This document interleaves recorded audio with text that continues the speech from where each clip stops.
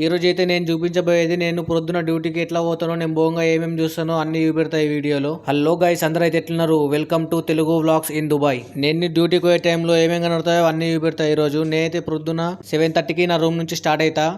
చాలా రోజుల తర్వాత అయితే ఈ లాంగ్ వీడియోస్ అయితే ఎత్తున్నా. ఇన్ని రోజులకు ఇది నా ఫస్ట్ లాంగ్ వీడియో. సో మన ఛానల్ని కొత్తగా ఎవరైనా చూస్తున్నట్టయితే మన ఛానల్ని సబ్స్క్రైబ్ అయితే చేసుకోండి. దారిలో పోయేటప్పుడైతే ఎంతో మందిని చూస్తాము, ఎన్నో బిల్డింగ్లు చూస్తాము.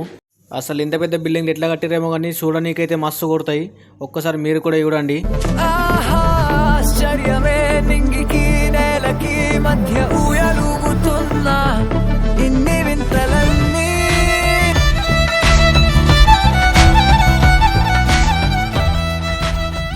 ఇక్కడ మనకు ఎక్కువగా కనిపించేవి పెద్ద పెద్ద బిల్డింగ్లు, పెద్ద రోడ్లు, లగ్జరీ కార్లు, దుబాయ్లో ఎక్కువగా ఫేమస్గా ఉండే ప్లేస్లు, అలాగే వింత మనుషులు కూడా. వింత మనుషులు అంటే వేరే గ్రహం కాదు, అంటే డిఫరెంట్ మైండ్ సెట్ ఉన్నోళ్ళు, వేరే వేరే దేశపు వాళ్ళు. ఈ దేశంలో ప్రతి ఒక్క దేశం వాళ్ళు అయితే కనబడతారు మనకు.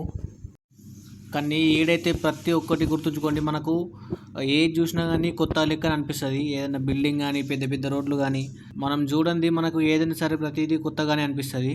దుబాయ్ ఇంత పెద్ద దేశం ఉన్నా కానీ మనం ఈ దేశంని మొత్తం చూసేది ఎక్కువ శాతం బస్సుల నుంచే చూస్తాము, లేదా వీడియోస్ ఫోన్లలో చూస్తాము. ఇక్కడైతే లైఫ్ చాలా ఎక్స్పెన్సివ్ ఉంటుంది. ఇది చూడడానికి ఎంత అందంగా కనబడుతుందో ఇక్కడ ఖర్చులు కూడా అట్లా ఉంటాయి. ఒక్కసారి చూడండి బయట వ్యూ అయితే ఎట్లున్నదో.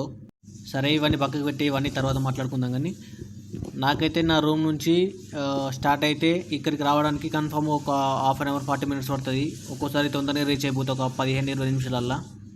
ఈరోజు సాటర్డే కాబట్టి అంత ట్రాఫిక్ అయితే లేదు. సాటర్డే సండే ట్రాఫిక్ తక్కువ ఉంటుంది ఇక్కడ. కొన్ని రోజులైతే ఈ దారి కూడా మనకు రొటీనే అయిపోతుంది, రెగ్యులర్ చూస్తాం కాబట్టి. ఒకవేళ నా నైట్ జర్నీ వీడియో కూడా కావాలంటే కామెంట్ చేయండి, ఆ వీడియో కూడా చేయడానికి ట్రై చేస్తా. ఆల్మోస్ట్ నా లొకేషన్ దగ్గరికి అయితే వచ్చేసిన. కానీ ఇక్కడ రోడ్లు అయితే భలే ఉంటాయి. మనం మలిగేది ఇక్కడ పక్కనే ఉంటుంది, కానీ అక్కడికి రావాలంటే 1 కిలోమీటర్ తిరిగి రావాలి. అయినా మనకేం బాధ, ఆడున్నాడుగా డ్రైవర్ గాడు వాడే తీసుకుపోతాడు. ఇట్లాంటి సర్కిల్ అయితే గల్లీలు ప్రతి ఒక్క స్ట్రీట్కి అయితే ఉంటాయి ఇట్లా. నేను ఈ వీడియోలో చెప్పే ప్రతి ఒక్క విషయం నా రెగ్యులర్ డ్యూటీ టైమింగ్ కానీ, నా బస్ జర్నీ కానీ, ఇదంతా నా లైవ్ ఎక్స్పీరియన్స్. అంటే నేను రోజు చూసేది ఇదంతా నాకు ఇక్కడ రొటీన్గా జరిగేదే నేను చెప్తున్నా.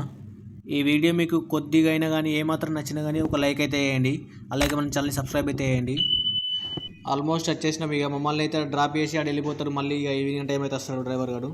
చాలా రోజుల తర్వాత ఈ లాంగ్ వీడియో అవుతుంది కాబట్టి నాకు ఇట్లా ఏం చెప్పాలో కూడా తెలుస్తలేదు. రోజైతే లేట్ అవుతుంది, కానీ ఈ రోజు అయితే ఒక 15 నిమిషాలలో మమ్మల్ని దించేసింది బస్సు. ఇక లాస్ట్కి అయితే బస్ దిగి లోపలికైతే వెళ్ళిపోయినా. పోయిన తర్వాత అయితే బ్రేక్ఫాస్ట్, ఏది ఏమైనా సరే బ్రేక్ఫాస్ట్ అయితే ఖచ్చితంగా తినాల్సిందే. తినడం మాత్రం మానేదే లేదు. ఇక లోపలికి పోయిన తర్వాత అయితే ఒక 10 నిమిషాలలో ఫ్రెష్ అయిపోయి తర్వాత start. Okay viewers, bye bye. ఇక ఈ వీడియో అయితే ఇంతే.